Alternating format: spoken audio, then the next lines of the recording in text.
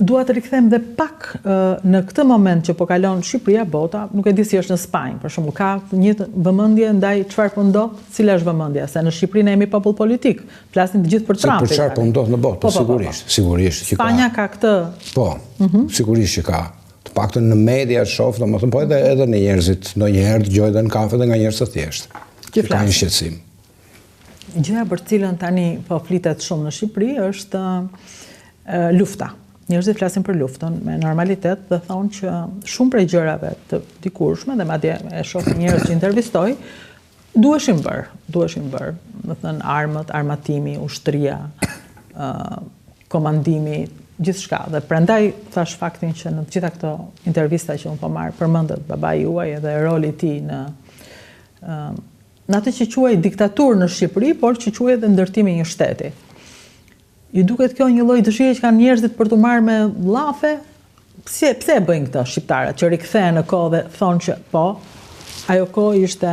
Po ka njerëz që kanë nostalgji për atë kohë, ndoshta edhe nga zhgënjimi që ndjejnë, domethënë, prej kohës tanishme, prej kohëve të sotme, por edhe nga harrimi, mund jetë, po edhe në një farë lidhje ndoshta edhe ideologjike që mund ta kenë të trashëguar, të përcjellë nga prindja apo nga gjyshi, apo domethënë varet se nga vijnë këta njerëz. Nuk besoj të jenë nga ata që kanë vojtur. Po. Domethënë njëri që ka vojtur kur nuk do thoshte që bunkerët duheshin, që armatimi duhej, ai s'do fliste. Jo, është tjetër gjë. Bunkerët është tjetër gjë, ka të bëjë me atë delirin e autoizolimit. Edhe armatimi që këtë, domethënë, Shqipëria do përballonte një sulm të një kohëshëm të NATO-s e Traktatit të Varshavës. Ajo është edhe për të krijuar një lloj psikoze, po edhe për të induktuar vetes një lloj psikoze, do thosha unë. Po sigurisht një vend duhet të armatohet, po atëherë ishin kushte krejtësisht të tjera, nuk ishte Shqipëria, domethënë që do përleshej me NATO-n e me Traktatin e Varshavës, nuk ishte tjetër konjunkturë. Kurse tani Shqipëria është në NATO, po është tani problemi është i armatosjes së Europës. Ju duket sikur po rikthehet një kohë, domethënë sikur po dëgjon një lajm që ke pas dëgjuar para shumë vitesh, sikur je një i rilindur në një trup tjetër dhe po jeton një kohë armatimesh. Çfarë përjetimi keni ju kur dëgjoni? Më tepër se sa atë kohë, domethënë të armatimit në kohën e komunizmit, më tepër më çon në një kohë historike më të hershme që unë nuk e kam jetuar, në vitet 20-30 shekullit kaluar. Jo në Shqipëri, kudo? Në Europë. Në Europë. Po. E ndjeni, domethënë. Po, është evidente, nuk është, domethënë është me gjërat që thuan nga shtëpia e bardhë sot, me përkrajen që kanë dhe me rritjen e partive, domethënë fashiste, neofashiste në Europë, me simpatin që kanë një pjesë e këtyre, domethënë partive neofashiste, për një autokrat si Putini, për shembull. Është janë kohë të vështira për demokracinë. Për shembull, mbyllet zëri i Amerikës. Si vjen kjo për ju? Si lejnë? Po, edhe kjo është një shenjë që është fundi i një kohe, domethënë. Dhe kjo dëmton dhe Amerikën shumë, se forca e Amerikës nuk është vetëm fuqia ushtarake. Amerika sa luftra ka humbur me shtete shumë më të vogla. Është ajo që quhet soft power, domethënë fuqia të rreqëse që ka, që është dhe Hollywoodi, është Broadway, janë shumë gjëra, domethënë që e të rriqnin. Është edhe mirëqenia, është edhe kultura, të gjitha këto.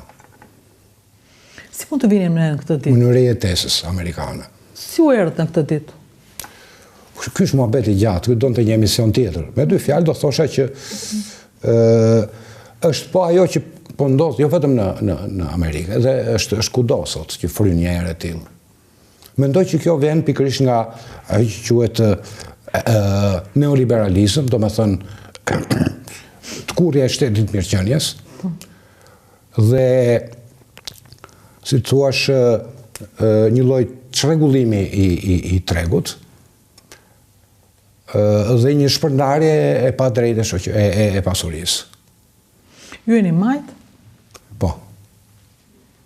Po jo i majt si Partia Socialiste. Partia Socialiste s'ka asgjë të majt. Çfarë ka Partia Socialiste? Partia Socialiste është një parti neoliberale si të tjera, domethënë. Si gjithë të tjera, dhe i përshtatet kohës. Nuk ka shumë ndryshim nga PD-ja në këtë drejtim. Nuk. Kurse socialdemokracia skandinave për shembull është krejt tjetër gjë. Në Spanjë për shembull janë të majt? Po është Partia Socialiste, pastaj ka parti që janë më të majta, se Partia Socialiste janë në koalicion me të. Sot. Ju keni njohur personazhet nga afër, personazhet që dominojnë politikën shqiptare, si Berishën edhe Rama, besoj. Po, e kam njohur. Besoj më shumë Raman. Po. Ka ndryshuar shumë? Si? Ka ndryshuar shumë? Po, pushteti ndryshon, sigurisht. Kjo siç duket është, që pushteti ndryshon, njerëzit e takoni përsëri Raman. Ka cakoj se kam takuar. Ndërsa Berishën? Berishën e kam takuar në fillim në dola nga burgu, në Tenjishin, kam takuar 1-2 herë, ishte lideri i opozitës në atë kohë. Edhe kaq, nuk është se mbajtet më rëdhane, përsa kohë në 97-a ishte një për arsyeve që... Po, as më përpara, domethënë nuk e kam, mbas në Tenjishit nuk e kam takuar më. Po Tirana, si është? Shqipëria, si është? Tash edhe kjo donë të njohur ti. Po jo sa erdhën nga, ju tani keni ardhur, ju dy keni ardhur praktikisht, edhe kjo Shqipëria sikur ndryshon me ditë. Ka gjëra që janë më mirë, ka gjëra që janë më keq. Ka një lloj sistemimi të qytetit, të qendrës, një lloj glamori, ka më shumë drita, rrugët më të mira, po nga ana tjetër janë këto kullat që janë krejt, janë absurde. Janë absurde, janë të frikshme. Të frikshme? Të frikshme, ja. Po, kur shoh ato mendoj për Serkasin që thot lidhjen me Dajtin. Ndërkohë, edhe kjo do një emision tjetër, po unë po e bëj si pyetje, është në burg një djalë i cili drejtoi Bashkinë e Tiranës dhe lideri i opozitës Berisha e përmend gjithmonë fatin e tij si një fat e ngjashëm me të babait tuaj. Po, s'ka lidhje fare, është tjetër situatë dhe të tjera shkaqe janë këto. Po i çbëj dhe kthehem te e kaluara edhe për një gabim të madh në fakt, po duke ditur sa ju doni të dini që e ndiqni këtë ekran, po nuk mund të bësh pyetje që duke bezdisur, kjo është e qartë. Dhe për më tepër kur ftesa është për një libër. Po ne gjejmë mundësinë për ta përdorur edhe letërsinë për të folur për realitetin. Po letërsia në fakt nuk ka lidhje me realitetin. Çfarë është letërsia? Çfarë është letërsia? Letërsia në radhë parë nuk është që pasqyron realitetin, po e merr realitetin si pretekst dhe bën një parodi të realitetit. Letërsia është kërkimi i qenies, i misterit të qenies. I misterit të shpirtit njerëzor dhe i qenies si të tillë. Duke lexuar dhe shkruar, e keni gjetur ju? Duke lexuar dhe shkruar, ju e keni gjetur misterin? Ai nuk gjendet asnjëherë.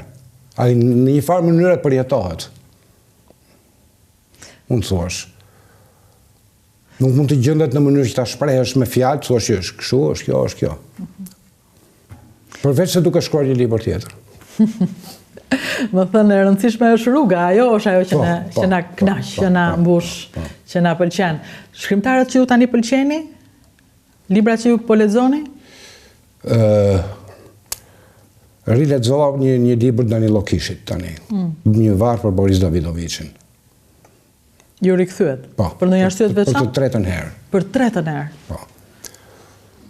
Po është arsye doja të lexoj një libër të mirë dhe rilexova. E njëkohësisht tani jam duke dhënë një seri leksionesh në Universitetin Mesdhetar, politika dhe letërsia moderne, dhe një nga autorët për cilë do flasë është Danilo Kishi, por jo konkretisht për këtë libër. Në universitetin në Shqipëri? Si? Mësime në Shqipëri? Po jap leksionin e një nga Universitetin Mesdhetar. Dëgjojnë për letërsinë të rinjt e TikTokut? Ata janë të vëmendshëm, ata që vinë në kursin tim janë të vëmendshëm, që vinë leksionet e mia. Kanë pyetje? Po, sot kishte pyetje, ishin interesante. Për letërsinë vetëm? Më tepër ishin përgjigje, që i bëri një profesor, se sa pyetje. Po kishin të bërë me estetikën më tepër.